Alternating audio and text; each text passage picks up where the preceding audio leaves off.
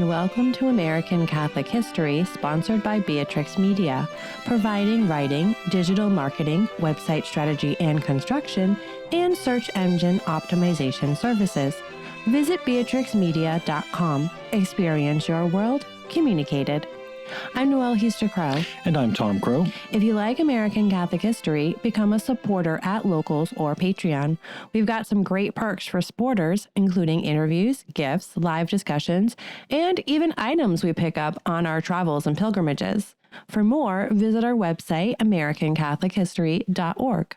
Help us keep this going. Also, be sure to give us a 5-star rating and a great review at Apple or Spotify or wherever you get your podcasts. These help others to find us. Today we're talking about the first Mass offered in what is now the United States of America. It was way back in early April of 1513, and it was on the coast of modern-day Florida, somewhere near St. Augustine. Now, just to put this in historical perspective, this means that the first holy sacrifice of the Mass was offered on these shores 4 years before the Protestant Reformation kicked off. Now, that fact just kind of makes me sit back and think about the heritage of Catholics in America. Naturally, we all know about the Enlightenment and the English roots of our American history, but Catholics had already begun making their mark on this continent and what would become this country more than 100 years before John Locke was born, 180 years before Montesquieu, and more than 200 years before Jean-Jacques Rousseau. Stuff like this just sort of makes me geek out. That's why I love doing this podcast. And to add one more level of, in the providence of God, there's no such thing as a coincidence, the first landing and first Mass happened during Holy Week. As the Church is observing the Passion and Resurrection of Christ, the ultimate new beginning, Catholics were establishing a new beginning of sorts for the Church. This was the very beginning of the spread of the faith across this continent. Yeah, I know, and I just love it. Now, to respond preemptively to some, well, actuallys that I can already hear, first, yes, we are well aware that the coming of the Catholic explorers didn't just mean that they brought the faith with them. Plenty of bad things were also done by a number of the Europeans who came over, things like chattel slavery and the mass slaughter of villages. The Church spent a lot of time during this age of exploration exhorting the explorers to be better Christians, and we will bring up one of these efforts in a moment while talking about Ponce de Leon. The other, well, actually, we will address is the date of the first Mass on the North American continent. We know there's evidence that both the Norse Viking Leif Erikson, who was Catholic, and perhaps even the Irish monk St. Brendan the Navigator came to the North American continent many centuries earlier. St. Brendan was a priest, so he would have offered Mass, and Erikson likely would have had a chaplain on his expedition as well. So his landing likely would have meant Mass in North America. But two things. First, the evidence says that their landings were in present-day Canada, so both are outside our subject matter. And secondly, neither of them stuck around and started the long-term evangelization of the continent. So when we talk about the evangelization of the North American continent, it really starts with this landing by Ponce de Leon in 1513. Yes, and it's an incredible thing to think about. Most Catholics in America don't even know when their own parish or diocese was established, or when Catholics first came to their own hometown. But this sort of awareness is so important for having a grounding in who we are. It helps us have a better understanding of our own heritage, what led to the situation we live in, and what conditions color our experiences, and how we should live in our society. And that means the good parts and the bad parts. Yeah, we just recorded a conversation with our friend, Dr. Matthew Brenninger, who is a clinical psychologist and assistant professor of psychology at Franciscan University of Steubenville. He shared a lot about the importance of knowing one's own personal and family history. That was part of our new American Catholic History Conversation series, which we share with our supporters. You should check out americancatholichistory.org/support for information about how to become a supporter. But that plug done. Let's talk more about how that landing of Ponce de Leon happened. First, who was Ponce de Leon? Juan Ponce de Leon was born, it seems, in 1474 in north-central Spain. His hometown, Centrevas de Campos, is in the present-day Valladolid province of Spain. One interesting note about this is that the city of Valladolid would play a significant role in the politics of the New World in the 16th century and beyond. In 1550 and 1551, the city hosted hosted the Valladolid debate, which was about slavery and the treatment of natives in the New World. The great Dominican friar Bartolomeo de las Casas would do yeoman's work arguing for the dignity and humanity of the natives against those who thought the natives were subhuman and should be subjugated and enslaved. There's at least one other connection that we know of between Ponce de Leon and those debates, which we'll mention in a bit. We'll likely devote an entire episode to the Valladolid debate and the whole slavery question. It's a difficult question and deserves a careful and honest treatment. Oh, absolutely. And yes, that'll be another time. Ponce de Leon was of noble lineage, and he became a soldier at a young age. While he was growing up, the Catholic monarchs Isabella of Castile and Ferdinand of Aragon took the Reconquista into its final stages, finally taking Granada in 1492.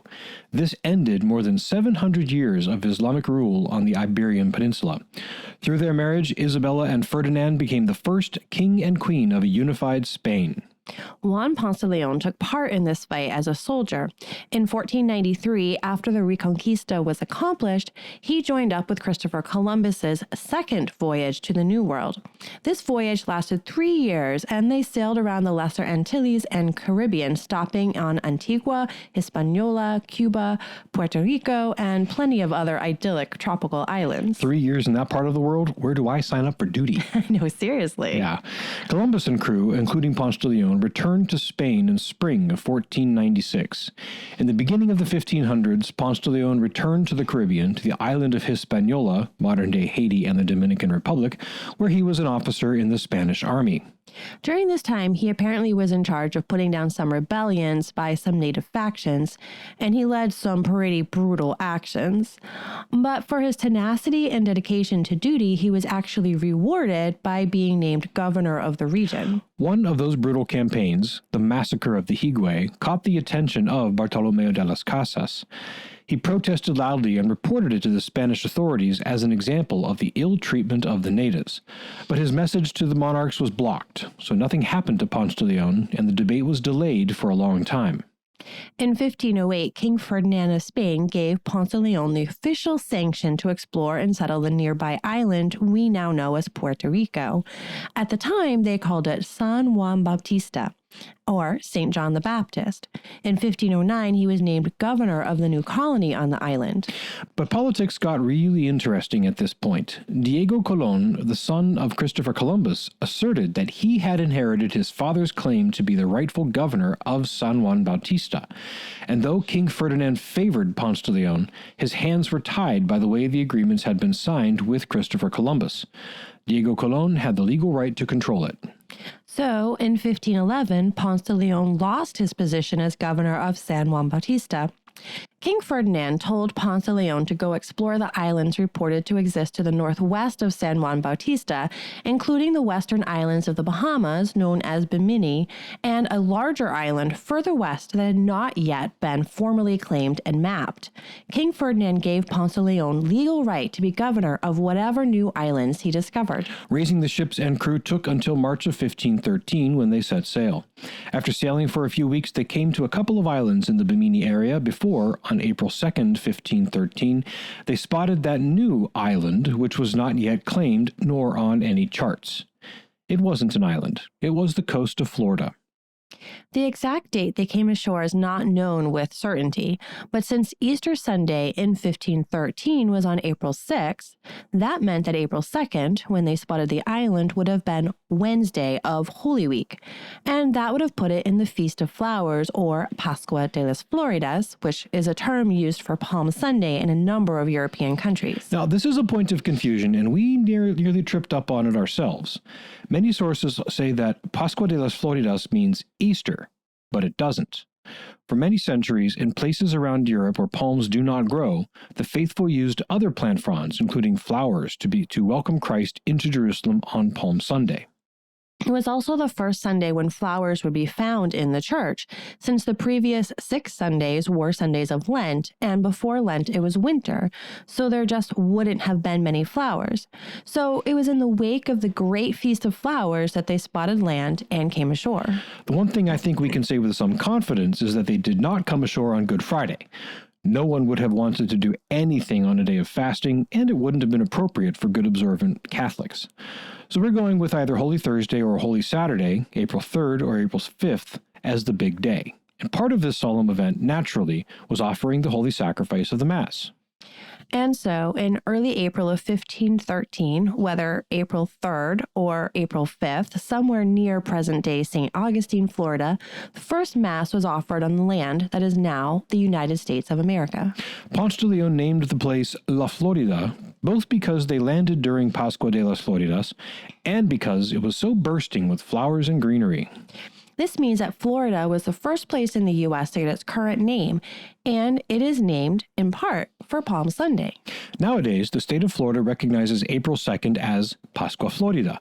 Floridians are encouraged to spend some time during the week participating in commemorative programs to remember and celebrate the rich history of Florida all the way back to Ponce de Leon's sighting in 1513. That celebration only goes back to 1953 when a social studies teacher in Jacksonville proposed the commemoration. Right. So Ponce de Leon and his group stayed ashore for about 5 days before setting sail again to explore and map the coast heading south. They still thought it was just a large island at this point. They rounded the southern tip of the peninsula, sailed through the Keys, and up the Gulf Coast some distance. While exploring the Gulf Coast, Ponce de Leon's ships encountered the hostile Calusa tribes. Skirmishes broke out with both sides taking casualties. Eventually, after getting away from the Calusa, tooling around a bit more and getting temporarily lost, Ponce de Leon arrived back in San Juan Bautista in October of 1513. Note something here. Ponce de Leon was not searching for a mythical fountain of youth. No reference to this exists in any of the documents concerning his voyages. Yeah, the legend of such a fountain goes back thousands of years and it exists in many cultures.